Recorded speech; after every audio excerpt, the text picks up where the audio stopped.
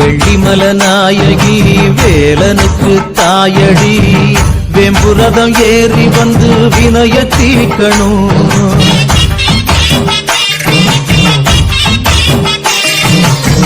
நாராயணன் தங்கச்சி நல்ல முத்து மாறியே தங்கரதம் ஏறி வந்து தாயே காக்கணும்.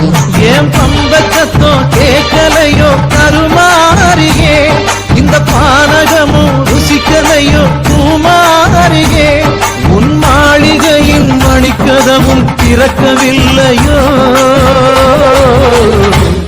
அடிமுத்து முத்து மாறி இந்த சித்து ஏனடி அடிமுத்தாலம்மன் தேவி செஞ்ச குத்தோ என்னடி.